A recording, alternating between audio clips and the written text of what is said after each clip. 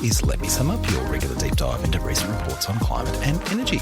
I'm Luke Menzel, recording on Wurundjeri land, and I'm joined today by my two co-hosts. Global Vice President for Marketing and Extortion at the Let Me Sum Up podcast, Frankie Muskowicz. Hello, Frankie. Good evening, gentlemen.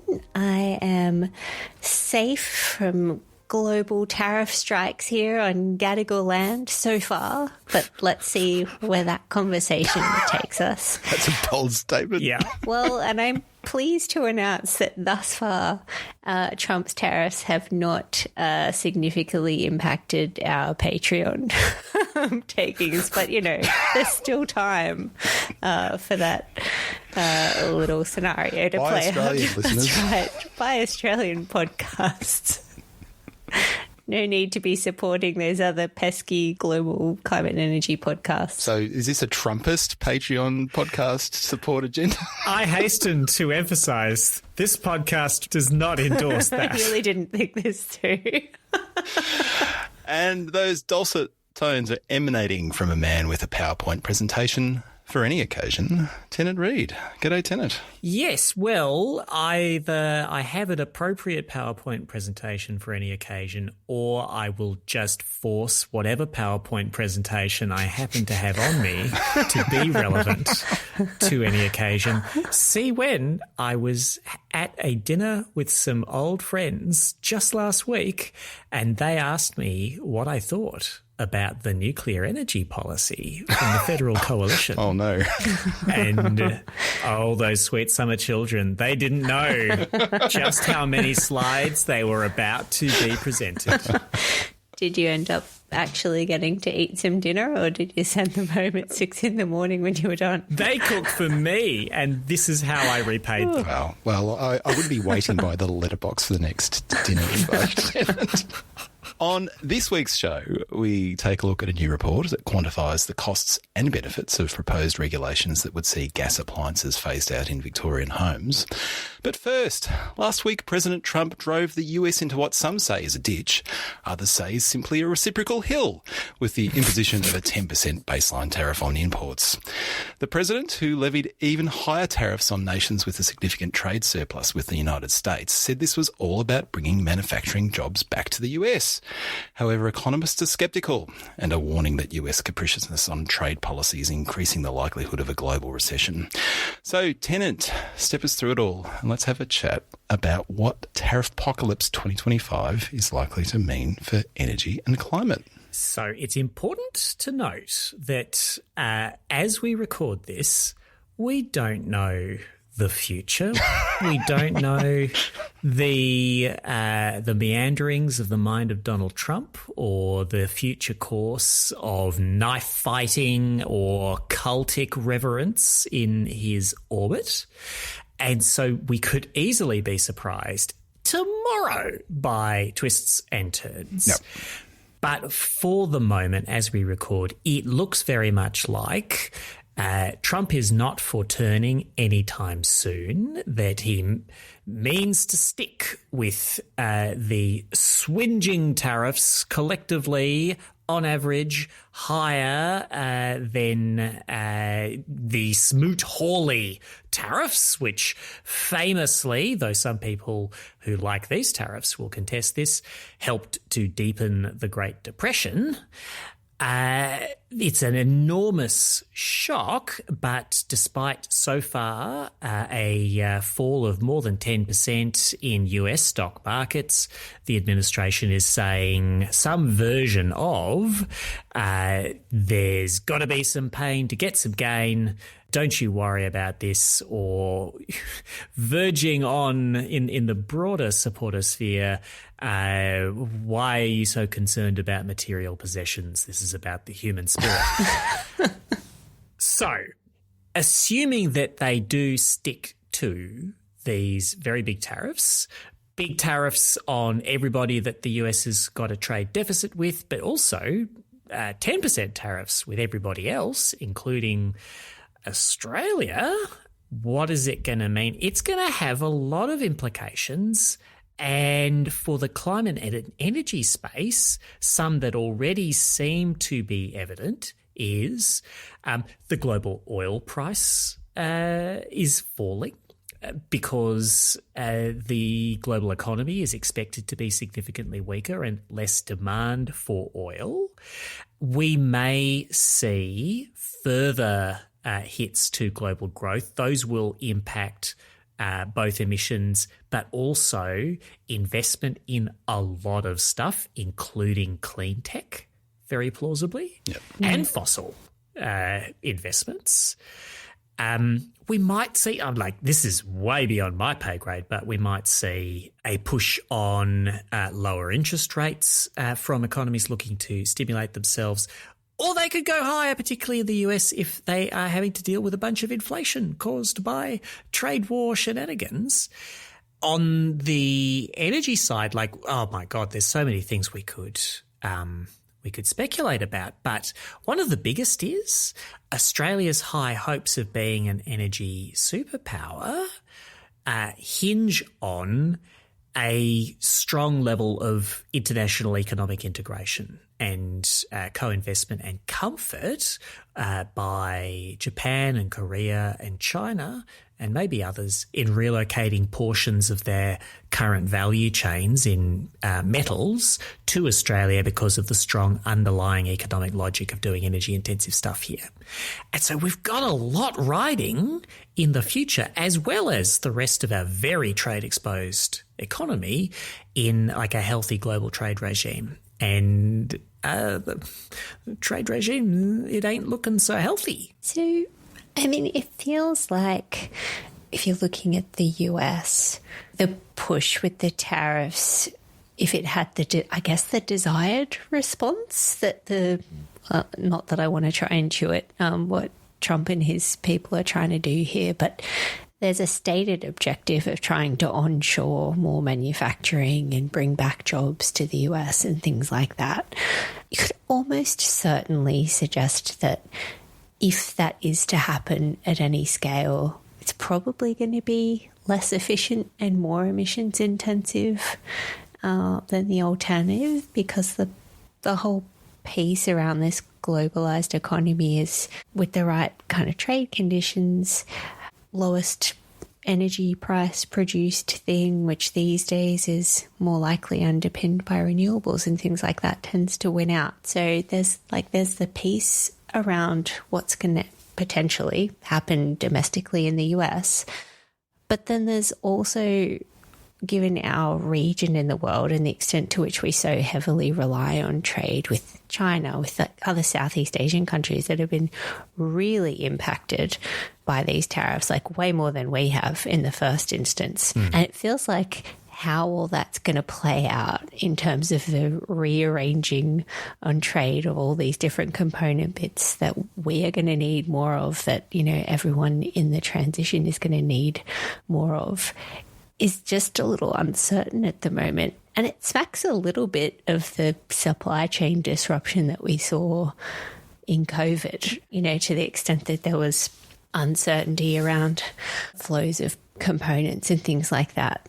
So the question that I've got is just how long is it going to take for some of this rearranging and countries looking at where they're going to allocate exports to away from the US and how we shake out in that? That's a little bit of a shrug face emoji from me, but it feels like the impact of this for Australia is much more tightly linked to what happens in our region a little bit more broadly, so Southeast Asia. Is that fair? Yeah. It's kind of three-dimensional chess, right? So for any economic actors looking at this situation internationally, you've got to go, well, how serious is he actually? This seems to be going down like a cup of cold sick with the American public, and Trump has traditionally been quite responsive. The best sick. Beautiful sick. God. The thickest, the claggiest. Well, it's amazing. How in love with his sick is he at this point? Because previously, when he's tried these sorts of things on, he's kind of retreated pretty quickly. Yep. They seem to be pretty committed this time around, but who knows? So the first thing, if you're an economic actor, you go, how serious is he? Is like, am I going to make big decisions about rearranging my supply chains or kind of rerouting, the destination for my goods and services? Really investing in the US? You would have to have some confidence that this tariff regime would have some longevity, not just for the next few months, but for the foreseeable future decades, is kind of like what some of these, particularly the investments in manufacturing capacity, you would need to have confidence around that, and that would have to be durable across administrations as well. Yes, which didn't happen really in his first presidency. Like, he made a big song and dance of onshoring a couple of, I don't know what they were, like air conditioning manufacturing.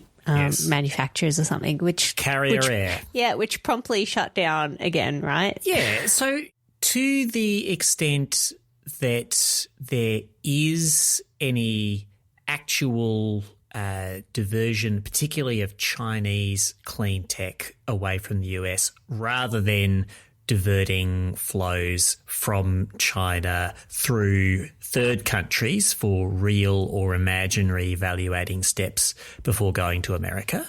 And the high tariffs on most of the countries where that kind of thing has been happening, lots in Southeast Asia, those suggest that will not be a very attractive trick this time. But to the extent that those things are actually warded off from the US, there's going to be a bunch of Chinese and Chinese significant IP and investment Southeast Asian product looking for a home somewhere. That's going to be a great thing for anybody who wants to buy big batteries or solar panels or EVs or whatever else. And it's going to be a nightmarish intensification of competition for anybody who wants to make that stuff and is not China or one of those sort of out of China offshored manufacturing businesses. That also saying, of course, the Chinese businesses will be having not such a good time themselves. Nobody's making a lot of money in the global solar panel manufacturing game. But China keeps investing in more of that, which is mostly a good thing in this context, but is the kind of thing they're doing across a lot of subsectors of manufacturing because of like pathologies of their growth pattern. So anyway, all which is to say, Australia's got some ambitions to have like a little minimum viable product solar manufacturing sector and to have some bits of the battery supply chain. And I think those are going to be really, really even very much harder places to be. And then pressure on our steel sector, which was already having some problems, pressure on everything because of a lot of supply seeking less demand. And the other thing that I really worry about in the context of, our interest in ever more ambition on climate, and this goes for both those commercial actors but also states, national governments, is kind of the amount of bandwidth that any decision maker has or executive has is finite. And you've got significant trade issues, you've got potentially a global recession, you've also got the geopolitical and strategic and security concerns that are being loaded up on top of that, a huge realignment of the defence architecture globally.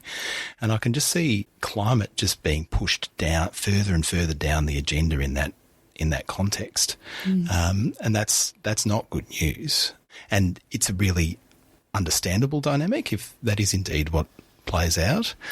It'd be very unfortunate given the amount of work that we have to do within a very short time frame to really get on top of some of the climate action that we need to execute over the next little while.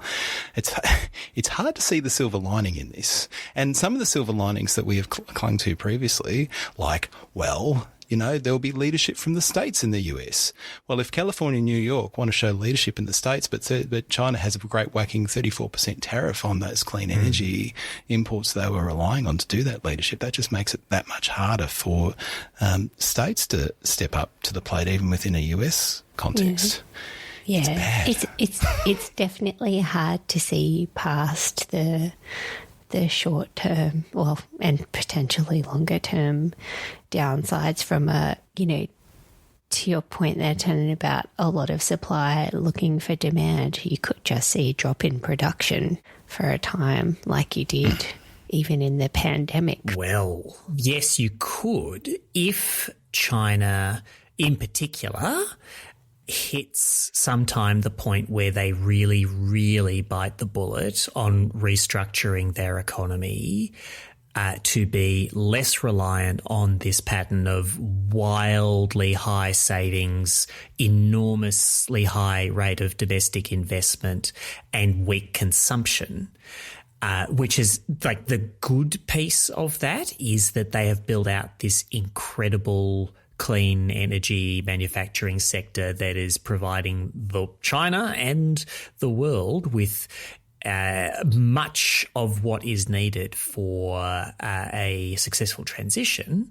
The bad side of it is like low yielding investments in everything. It was property. Now it's a lot of manufacturing capacity that's wildly in excess of what people are going to buy, that ultimately can't pay back the savings that the Chinese, long-suffering Chinese households have put into it. So, like, for as wildly crazy as the Trump administration actions are, China's weirdnesses of its economic policy have been increasingly pathological and problematic for like a lot of people.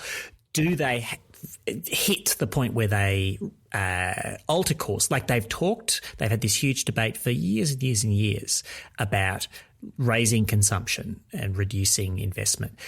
But that was going to mean like a manufacturing recession at some point in China, a rust belt in China. That's not a very attractive prospect, which is why it hasn't happened yet. Maybe it becomes unavoidable for one reason or another. And on the other side of that is probably something pretty good, including China has not peaked its emissions yet as far as we can tell. And even while they've been building the clean, they haven't been cutting the dirty as fast as is really, really needed. So there could be a silver lining, but we've got to pass through quite a bit of dark cloud before we can see it. The only thing I don't know if it's a silver lining, but something that we'll have to keep top of mind is just really stay really focused on our region. If these tariffs endure, there's a number of countries that are going to be really hard hit, and we're trading their way out of poverty. Places like Vietnam, that introduces a whole bunch of geopolitical instability. It potentially increases the role of China in our region. Staying on top of that from a foreign affairs point of view will be absolutely critical. Also, I think it just rockets to the top of the agenda for those of us that are interested in climate action is finding those bilateral and plurilateral partnerships that we can leverage, particularly in our region. That collaborative decarbonisation, it just underwrites and underlines the need to be very proactive in that agenda.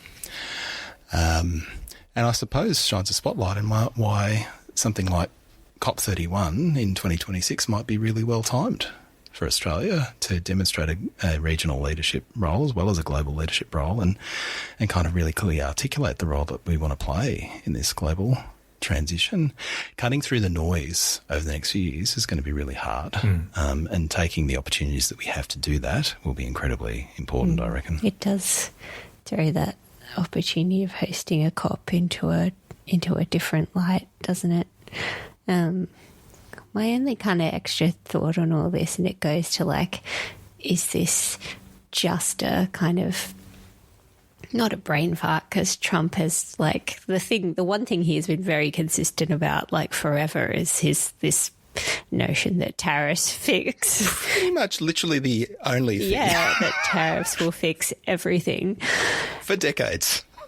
Like, is going to be watching what happens over the coming days, weeks, months from the rest of the Congress around this. Because if you're another country considering, you know, do we need to do the big realignment of trade flows and things like that, you probably want an indication on whether this is just a Trump White House thing, or if there is broader support within the Republican Party for this kind of policy into the future.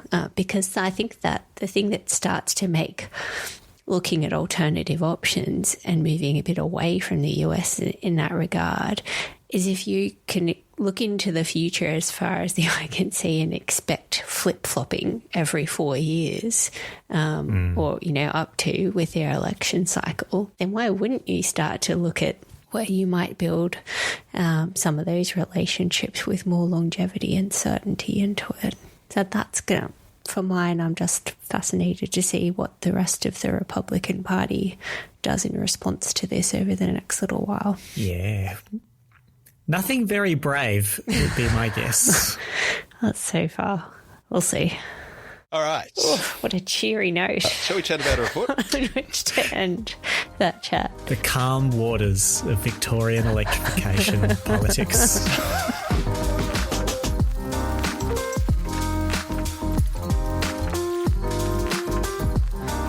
In December, the Victorian Government released a regulatory impact statement that examined options for phasing out gas appliances in residential and commercial buildings to boost energy affordability, cut emissions and lower dependence on diminishing gas supplies.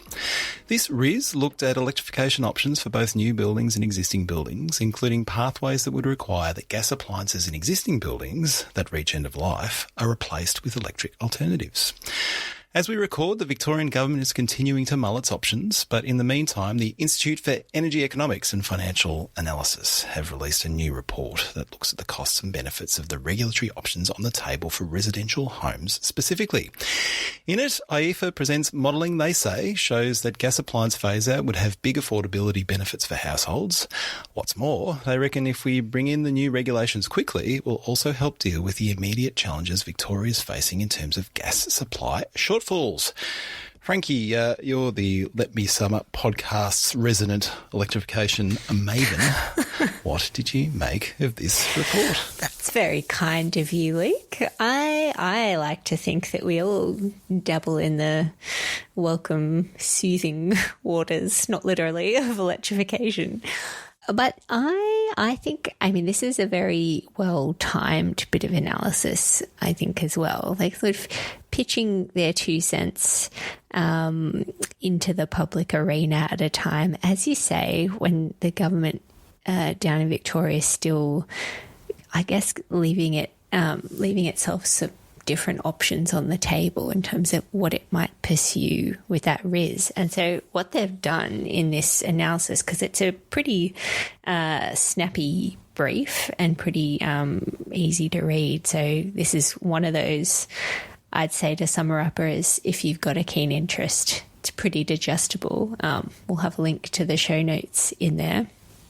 They model the cost of and benefits in terms of emission savings and bill savings and so costs and payback for the 4 different options that were considered in the Victorian RIS, with some important kind of asterisks around it. So probably the biggest one, the most obvious one, is that they're really confining their analysis to just the household side of things. So the resi context, they're not considering cost and benefits of commercial building electrification. And so I think those are important caveats for messaging in terms of recommendations that come out of this. It kind of boils down to 3 scenarios, doesn't it? Because they've excluded all the permutations in commercial. They're only interested in the residential. So there's effectively just do the new residential buildings,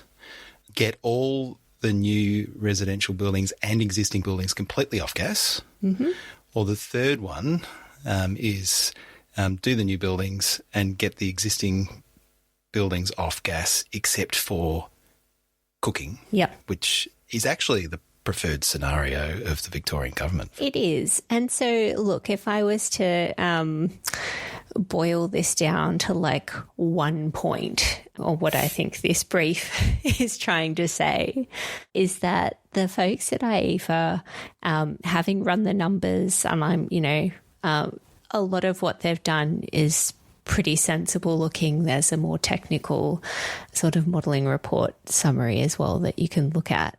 But they're contending that the greatest savings for households occur if you go the whole hog.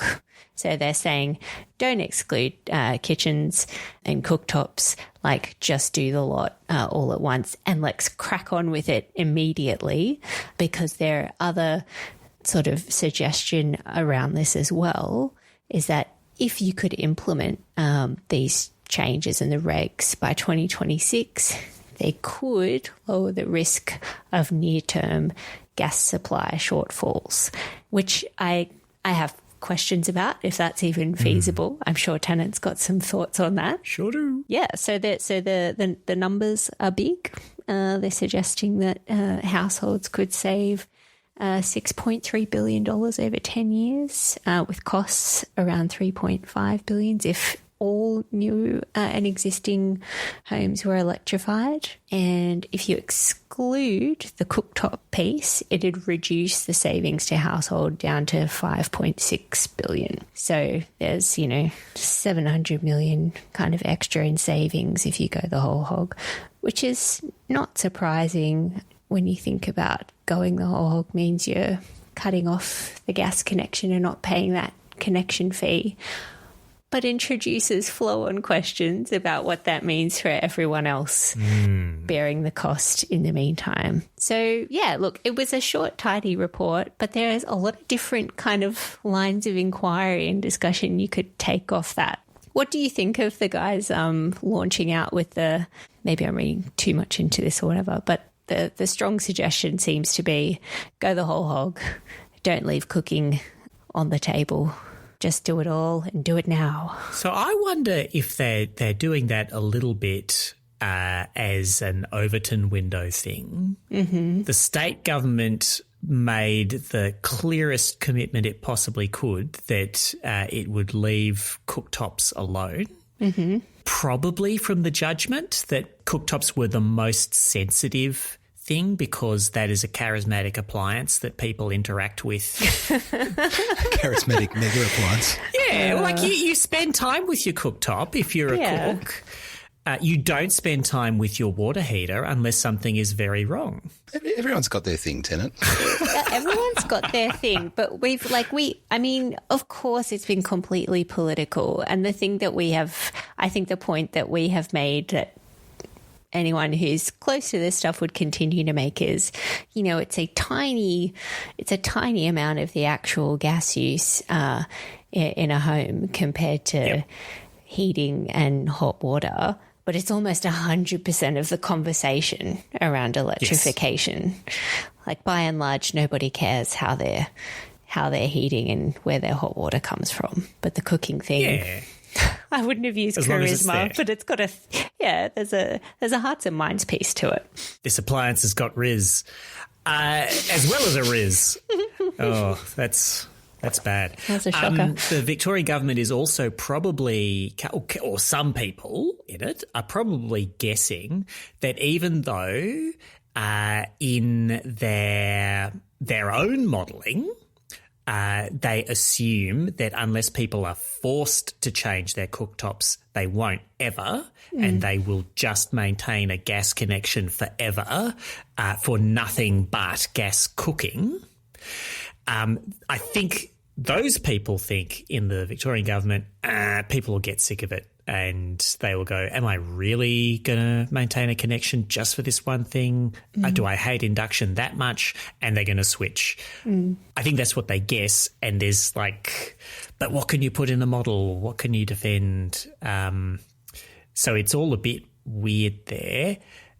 But IEFA say On a 10-year calculation, the net present value of having cooktops in is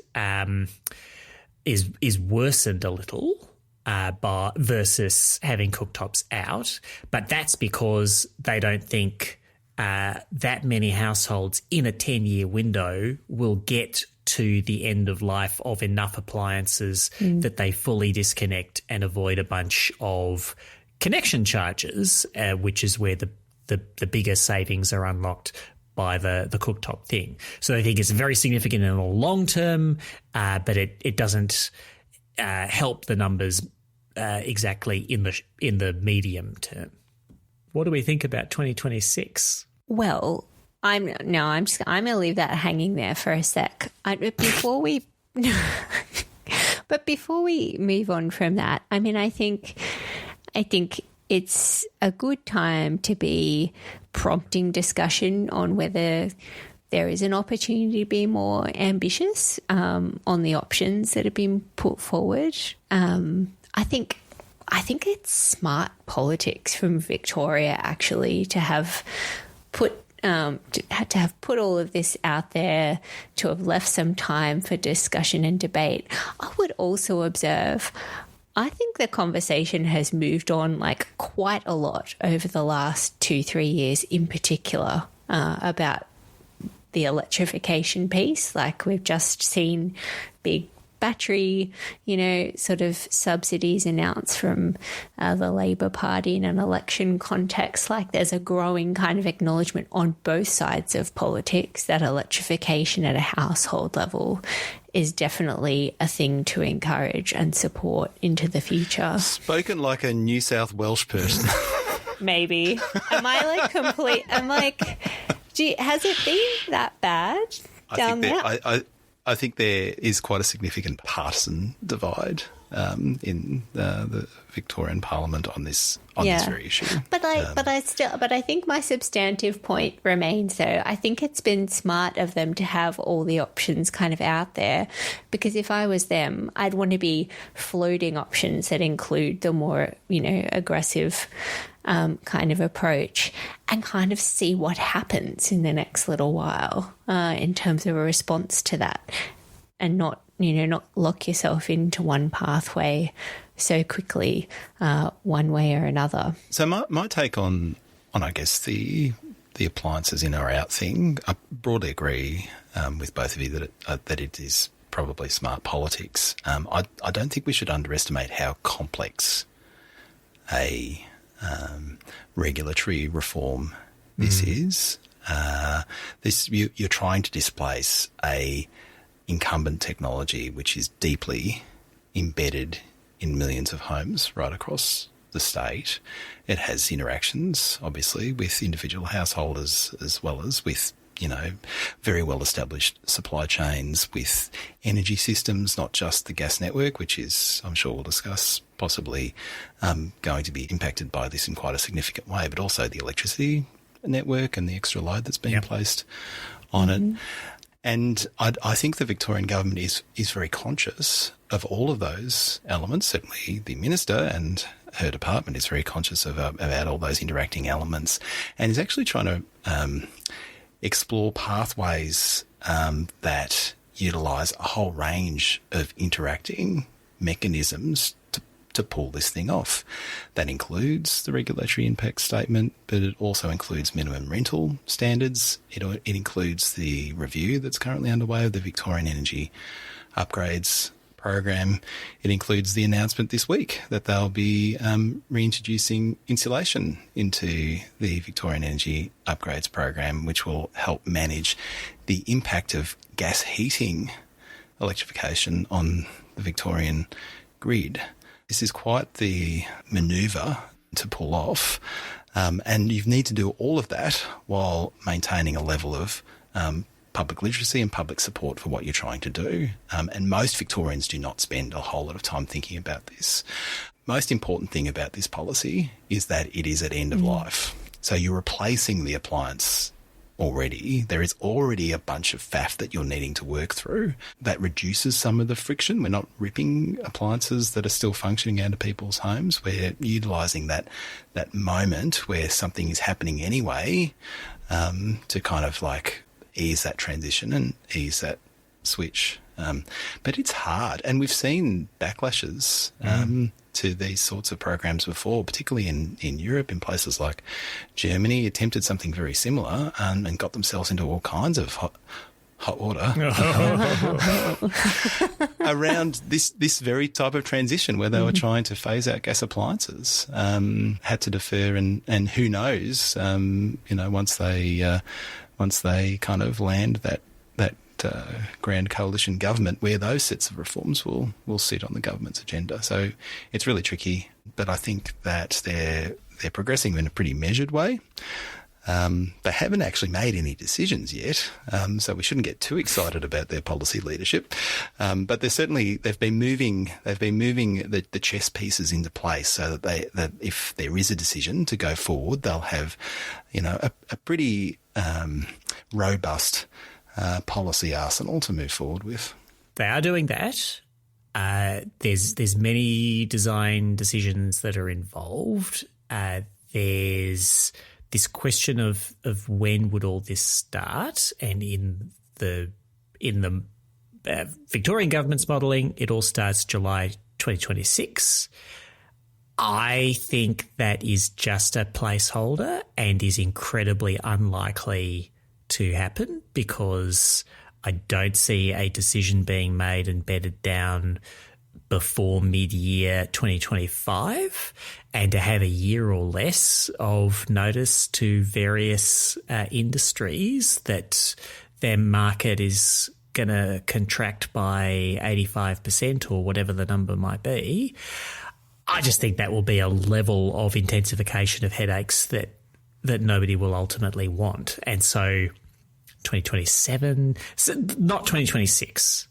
If that's correct, that means that per IEFA's analysis, the demand reduction policy here can only make a moderate contribution beyond what's already built into official projections to averting a gas supply shortfall. That's a really important qualification, because a lot of demand reduction is built into the AEMO gas statement of opportunities forecasts. And if that electrification doesn't happen, we're really extra double, triple screwed on gas supply inadequacy over the next couple of decades. But how much more difference can you make by going harder in the near term? Realistically, maybe not that much more, I reckon. I mean, there's a way you can look at this, which is just backfilling policy that AEMO assumed would turn up. That's right. The more useful counterfactual was, if we don't do this, exactly how screwed are we? Very, very screwed. When is the next election in Victoria? That would be November 2026. Right. That's not an insignificant factor to throw in the mix, isn't it? Nope. Gee, that's come around sooner than I thought. One way or another, you'd kind of want to have this implemented, and ideally with big reforms like this that are not uncontroversial. Well, you want to have implemented them and be able to demonstrate that it hasn't all, like, the world isn't ending and things are mostly just fine.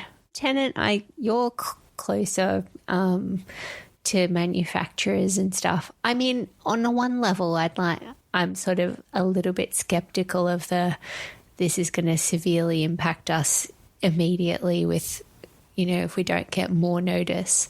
Like, is anyone seriously thinking there that gas appliances have a long-term future in Victoria? So I think opinions differ across the appliance supply world, and there's some manufacturers who are very diversified and they supply everything, and they'll be perfectly happy to shift the mix of their production. They would love maximum notice for that, so they don't find themselves stuck with product they can't move. Yeah. There are some others who are not diversified, and they are vocal in saying, like, wrong way, go back. And so we'll see. Of course, the suppliers of appliances are just one very small piece of the overall industry relationship with gas, and businesses that use gas are a mix of those who think, oh, yeah, we can do some electrification stuff. We just need to go through our capital replacement cycle, and businesses saying, oh, I don't see how we can use anything but a methane molecule. And they are, like, people in the, or will be using this for a while, if not forever category, they're worried about a thing that's not directly dealt with in this report that I really wish it had, which is what's the impact on the recovery of gas network costs from whoever's left of all the usage or users who are exiting. I actually think that the underlying work in this AIFA paper is pretty reassuring on how manageable a problem that is, but they don't explicitly build it into any of their estimates. The energy costs that are being saved by consumers are assuming that the gas tariffs remain as they are. There's no readjustment to recover more gas network cost per unit of energy consumed. And so it's not directly responsive to this issue. But if you do go to their technical appendix, and this is like just a 10-page technical appendix, so it's a lovely one. I heartily recommend it. They're really good at making very explicit a whole range of their assumptions. I think they're great at reassuring on, or they haven't forgotten about all the extra costs that come beyond appliances with modifying bench tops or putting in a new panel in some difficult locations, blah, blah, blah.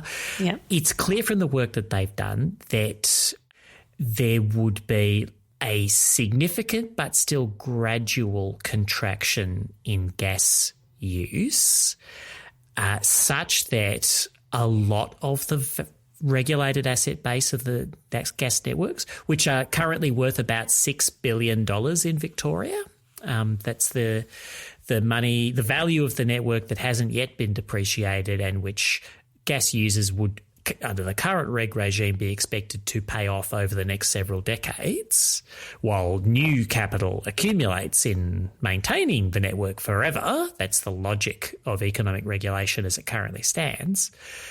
Quite a bit of that $6 billion would be paid off by continuing users through that period, even without getting into the extra share that they might be needing to pay off under the current regulatory approach, where they're the ones who are left, they're paying the lot. And so $6 billion, stack that up next to the savings through 2050 that AIFA is accumulating, which are in the order of like $30 to $40 billion. And even if you just recovered all of that $6 billion, like you offset that against the savings, you've still got a lot of savings. So this is one where there's a hot argument to be had about the distribution of costs.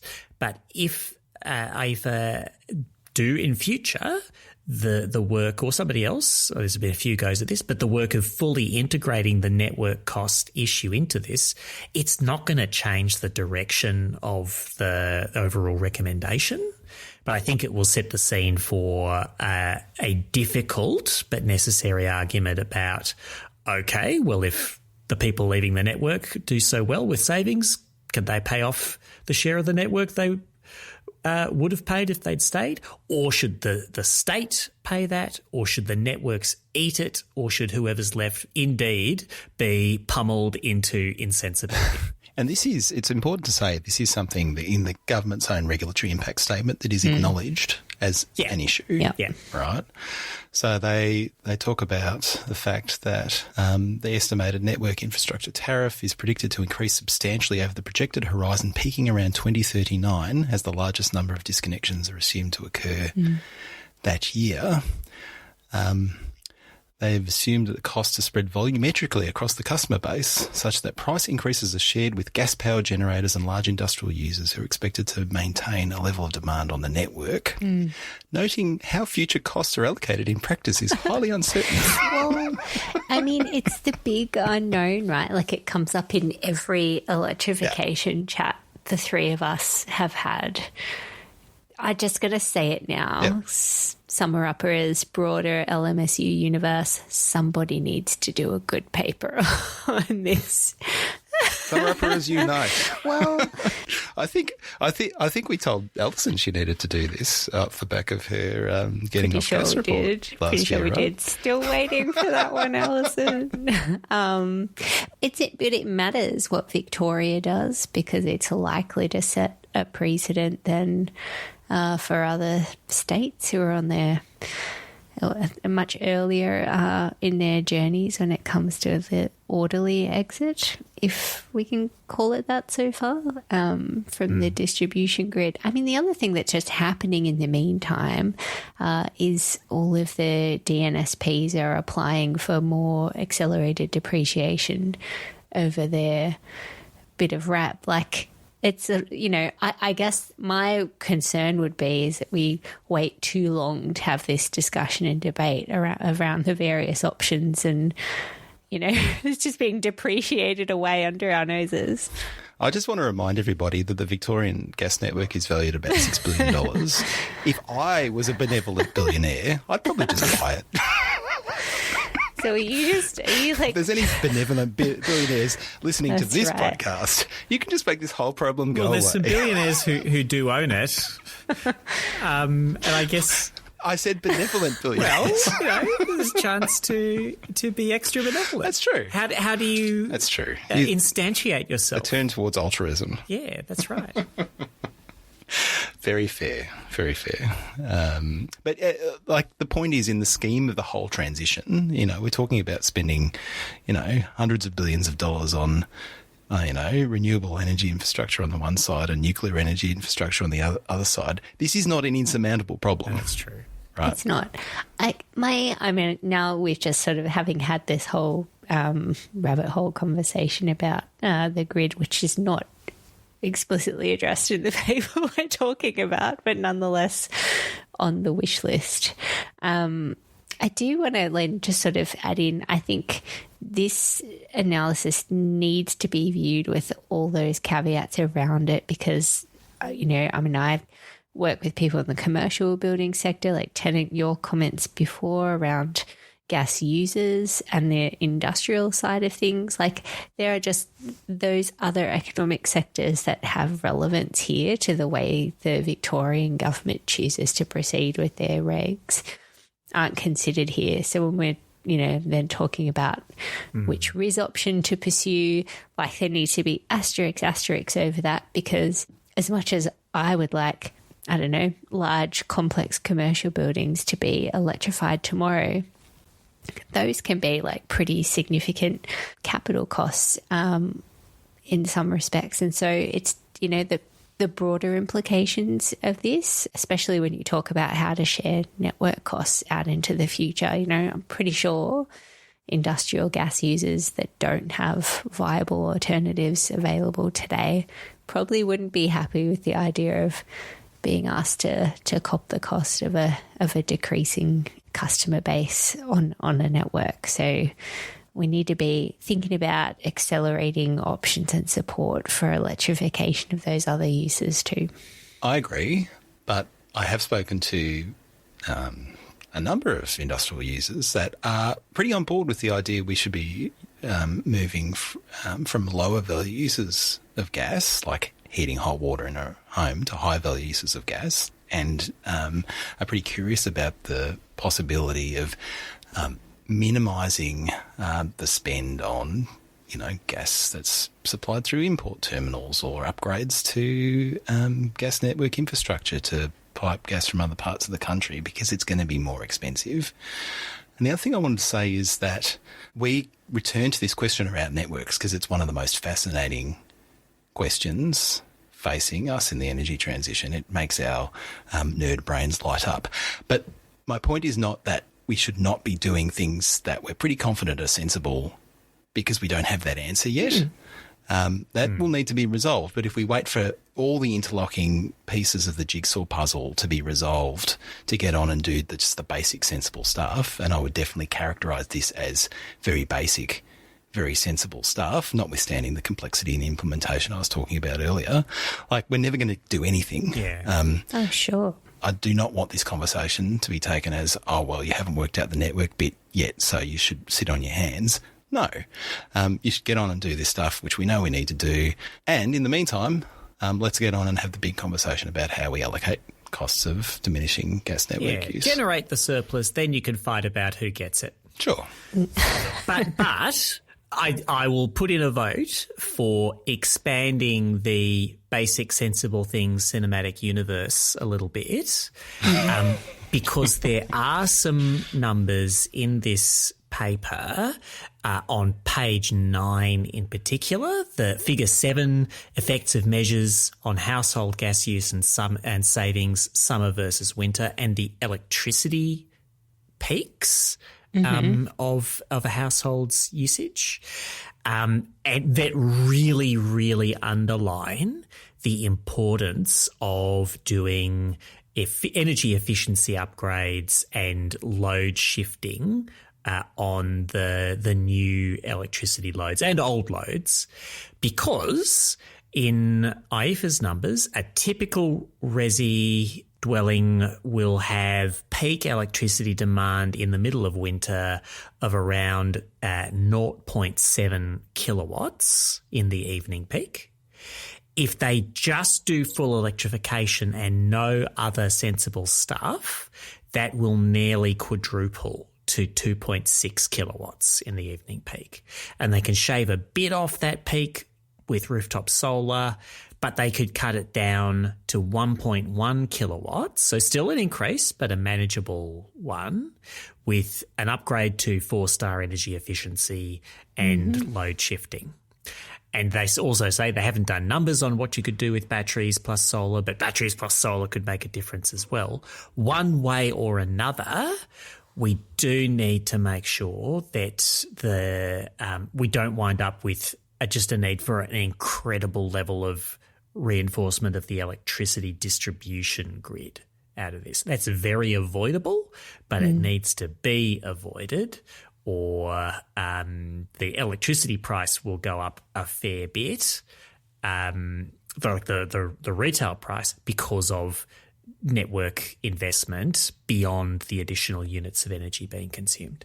I feel like there needs to be a giant breakout box that really kind of makes that point up in lights to inject into this conversation. Like, I mean, we sort of touched on batteries earlier, but just the pace around proceeding with all of the, the kit that you would bolt on at a household level to do the electrification piece without getting the energy efficiency fundamentals right first. I'm sorry, Luke, if this is triggering, but it's like a shared, trigger. Like we absolutely need to be doing the thermal efficiency piece in tandem with it, because it has also all those implications for right-sizing systems as well. Like you're going to need less big, reverse cycle air conditioners potentially and things like that if you're doing a good job of insulating and draft-proofing homes. So, to your point earlier, Luke, like it's good that Victoria is taking steps on looking at rental standards, on looking at upgrades to the VEU program. Like, all of those things need to be in place and working together to get this right. Yeah, and in places like Ireland, you can't get the incentive to electrify your heating load until you've done your thermal performance. And at the EEC national conferences coming up in a couple of months, we're doing a whole session on how one would design programs that kind of like roll out those thermal efficiency upgrades and those electrification upgrades in tandem, so it's an integrated service for people. Because the other thing, which, we talked about the grid, we've talked about affordability, it's actually with reverse cycle air conditioners, you'll often just get a better quality of comfort if you've done your thermal performance for a whole bunch of reasons. And so there's a lot of reasons to lean into that. I mean, I think in the coming weeks and months, there'll be a time to inject, the modelling from this work in making the case for going more ambitiously at the household level, for all the reasons you just stepped out so eloquently, Luke, and not wanting to hold back on sensible stuff that we know we need to get on with, while the harder stuff needs some figuring out.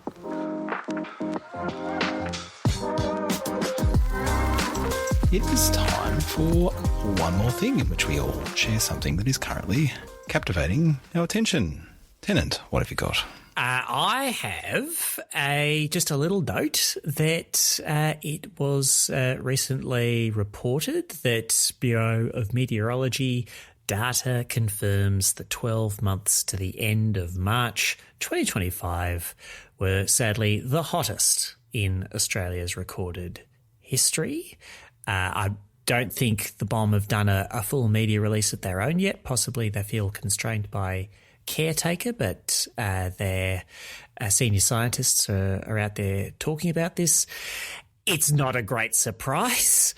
We are perfectly aware of why this is happening, but it's just worth noting each time that it happens that it's continuing to happen, and it's why we're here talking about climate policy and energy transition. So amidst all the drumbeat of tariff stuff or fights about electrification or whatever else, the climate doesn't go away. It's probably for the best.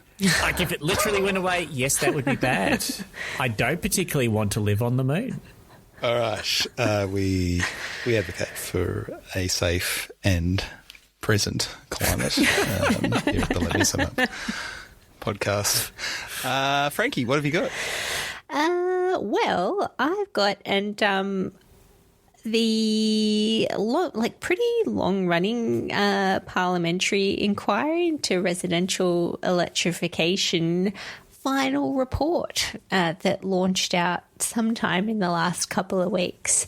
And normally I'd be running to read it, but there was a federal budget and there were election campaign announcements and all sorts of things going on. So I only actually had a read of this for the first time over the weekend. And I mean, fun aside, it's always nice to see reports where all three of us summer uppers are quoted and stuff.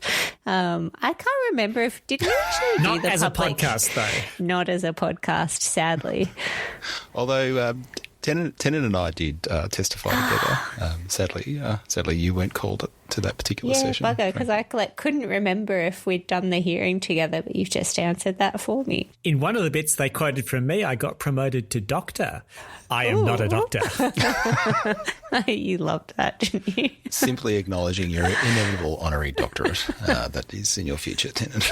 I think evidence of rapidly throwing this final report together because the election got called and they needed to draw a line under it. Well, I mean, gosh, okay, so we don't have too long here because this is meant to be a one more thing, but I feel like the timing of it is very relevant, actually, to the list of recommendations it makes, and is weirdly, in a lot of ways, almost completely divorced from a lot of the content and discussion that appears through the report, which is great, I should say. Like, the report sort of does a really good job at summarising a lot of the substantive issues with it quotes us extensively, so well, obviously. How could they go wrong? Of course we'd be happy with that. But then, so I was like super excited to flick to the recommendations, because the other thing that's notable about this report is that it's like bipartisan. There aren't dissenting reports bolted to the back of it. There's sort of like, there's slightly there's grumpy, comments. well, like, we're on this and we're really good type bonus recommendations from the government senators. Yeah. But you're right. It is like they're all rowing in the same direction, even if they're like pissing water at each other along the way. Yeah. Oh, I particularly enjoyed, I think it's like the last bullet point in the government senator's extra comment. So like, and this farce with nuclear, like, what a joke, or something, like, as a throwaway at the end. Smooth. So smooth. Okay, the point I wanted to make was a little disappointed with the scope of the recommendations here, because it's really just confined to the government and lots of in collaboration with states and territories, which absolutely is very important in a housing context. But it makes a big deal about wanting to improve the uptake of solar, batteries, bidirectional EV charging and home energy management systems. And so all four recommendations kind of go to that in one way or another. And it doesn't talk about some of the more fundamental, like, and by the way, you should be doing energy efficiency upgrades to the thermal performance of homes, which is, like, there is quite a lot of discussion about in the report substantively. So it doesn't have anything in the way of recommendations to say about building standards, about financing and things like that, with dealing with upfront costs of swapping out gas appliances for electric ones. Like, there's just a lot that the recommendations could have covered but didn't.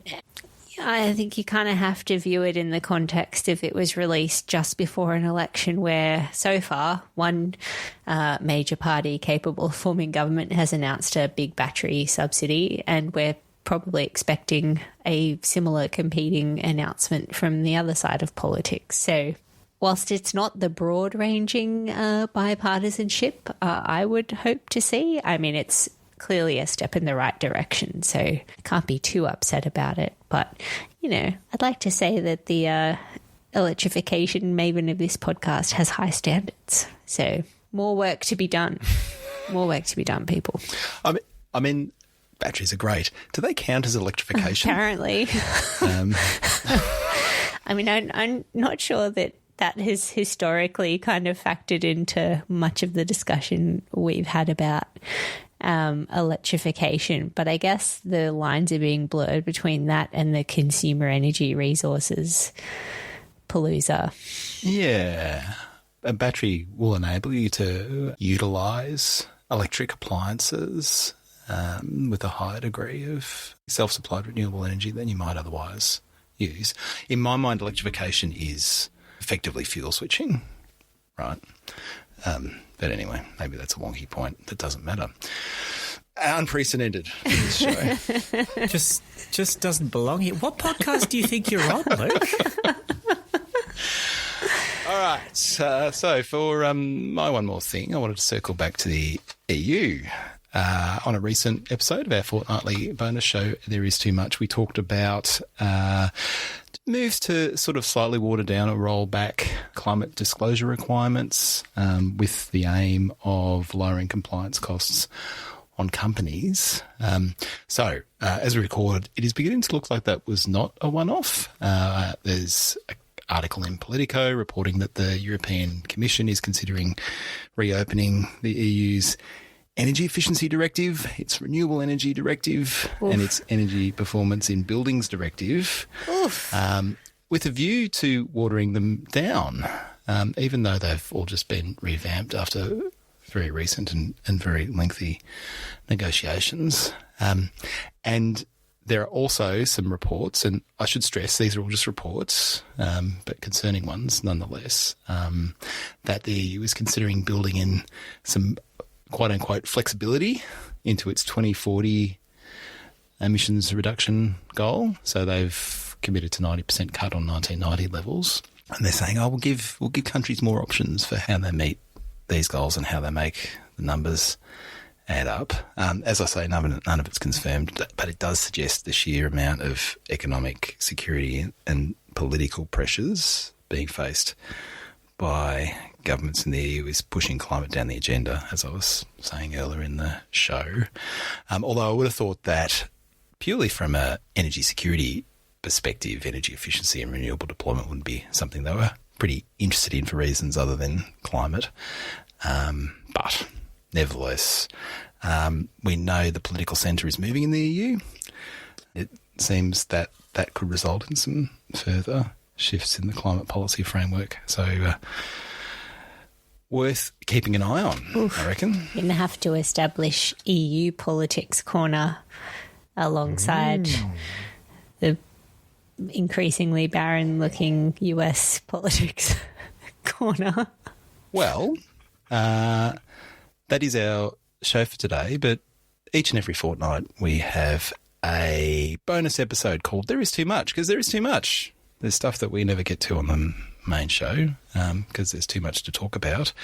One of you want to tell our lovely listeners what they'll get in their feeds if they head to patreon.com/letmesumup or subscribe in Apple Podcasts this fortnight? A treasury of deeply informed insider gossip about the energy and climate aspects of the election campaign, even now going on at the federal level. What's happening? What will happen? What should happen? Do we know anything? You can find out by subscribing. Walk. No, you've got to run, don't walk. Yeah, 100%. Stroll with intent to patreon.com/letmesumup to get that sweet voco and find out what we reckon about this first period of the Australian election campaign. That is our show for today. You can send your reports, your comments, your questions to mailbag@letmesumup. You can, of course, leave us a rating or review on your podcast platform of choice. It really helps. It really does. So Apple Podcasts, Spotify, et al. We also have a website. Frankie, what's there? Well, if there really is too much and you just don't have time or can't stomach the thought of paying some dosh to listen to us speculate all we like about election commitments and stuff, then you can just stick to the very admirable and quite comprehensive, I have to say, back catalogue of every other episode of Let Me Sum Up that's been on the airwaves since we started this whole show back in 2022. So you can listen to our entire back catalogue right over there at letmesumup.net. Let Me Sum Up, guaranteed to put babies to sleep. This podcast was edited by energy professional and podcast tragic Mark Spencer from Here Media Studio. That was a deep cut. Tennant, how do we pay for that editing? We don't have to sell our kidneys and other... Or we don't have to sell T-shirts to pay for the editing? Well, we don't have to. We'd like to. But... what we do to pay for it is run a little Patreon at patreon.com/letmesumup. If you are on that Patreon, you can get access to exclusive content, including, for example, the 2025-26 budget lockup. That's true. Well, you don't get access to the lockup itself just because you subscribe to us. But it's the next best thing. You find out the sights, the smells, the sounds, the tastes of the budget lockup, courtesy of our woman on the scene, Frankie. Stroll purposefully. Stroll purposefully. To patreon.com/letmesumup. But for now, for Frankie Muskovich and Tennant Reid, I'm Luke Menzel. Thanks for listening, and we'll talk to you again soon.